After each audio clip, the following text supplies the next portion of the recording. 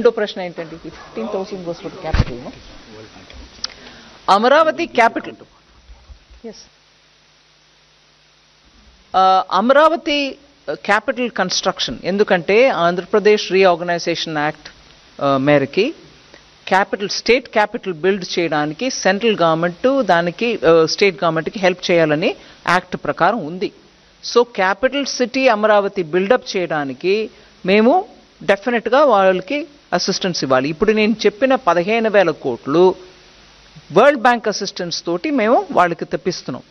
దానికి counter part funding కూడా ఉంటుంది. కానీ ఇవాళ స్టేట్ పొజిషన్ ఎలా ఉంది, అది ఎట్లాగా వాళ్ళు ఇస్తారా ఇవ్వలేరా, అది మేము సెంటర్ నుంచి గ్రాంట్ ఇచ్చుకుంటామా, ఇవన్నీ చూసి వాళ్ళతోటి మాట్లాడుకొని చేస్తాం. ఎందుకంటే ఆఖరికి ఆ క్యాపిటల్ లేకుండా 10 సంవత్సరం వెళ్ళిపోయాయి. ఆంధ్రప్రదేశ్కు ఒక క్యాపిటల్ ఉండాలి. భారతదేశంలో ఒక రాజ్యం ఉందనంటే క్యాపిటల్ లేకుండా అది ఆంధ్ర. అది యాక్ట్ ప్రకారం ఈ పార్టీకి క్యాపిటల్ అక్కడ ఉండాల్సిందే. నేను ఎవరు చేస్తారు ఎవరు చేయలేదు అనే విషయానికి వెళ్ళలే. ఆ క్యాపిటల్ బిల్డ్ చేయడానికి కేంద్ర ప్రభుత్వం పూర్తిగా కట్టుబడి ఉంది. 211 పోలవరం గురించి మాట్లాడితే దానికి ఒక పోలవరం నేషనల్ ప్రాజెక్ట్స్, సో అది కేంద్ర ప్రభుత్వం మీద ఉంటుంది.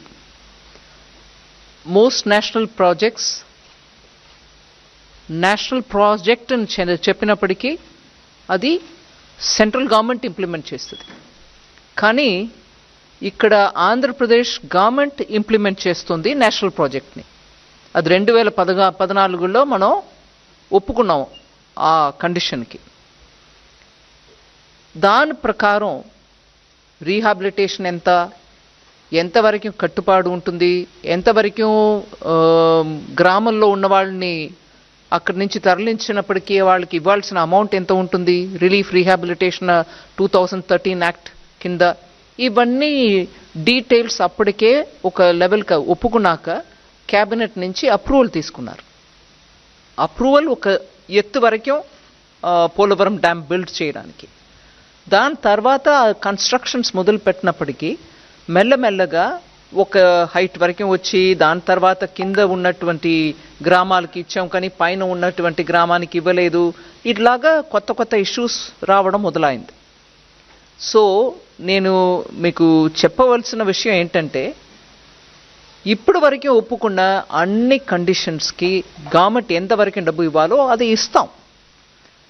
ఇప్పటికీ ఇంకా కొత్త ప్రాబ్లమ్స్ కూడా కొంచెం వచ్చి ఉన్నాయి. నేను ఆ వివరంలో వెళ్ళలే. కానీ అది ఒక నేషనల్ ప్రాజెక్ట్, మేము ఒప్పుకున్నాం. సెంట్రల్ గవర్నమెంట్ అది తనకంటూ ఉన్నటువంటి ఒక ప్రాజెక్ట్ అని ఒప్పుకుంది. సో అది కంప్లీట్ చేయడానికి ఎంత అవుతుందో అంత మేము చేయాల్సిందే. తర్వాత అది గ్రాంటా లేదు సెంట్రల్ గవర్నమెంట్ మల్టీనేషనల్ బ్యాంక్ నుంచి తీసుకొస్తున్నారు ఏంటి అని అంటే నేషనల్ ప్రాజెక్ట్ అన్నప్పటికీ ఖర్చు మాది కదా. సో గ్రాంటా అని అడగడానికి అక్కడ ఆస్కారం లేదు.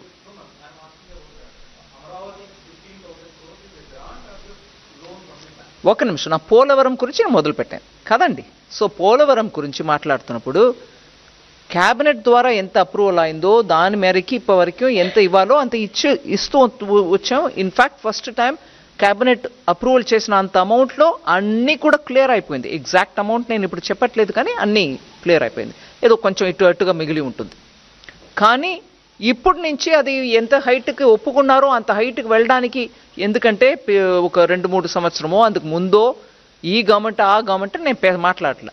మొత్తానికి దాంట్లో ఉన్నటువంటి ఇబ్బందుల్ని దాటుకొని ఇవాళ అది కంప్లీట్ చేయడానికి ఎంత అవుతుందో అది మేము వాళ్ళతోటి కలిసి మాట్లాడి దానికి ఫుల్ సపోర్ట్ ఇస్తాం అనేదే మా స్టేట్మెంట్.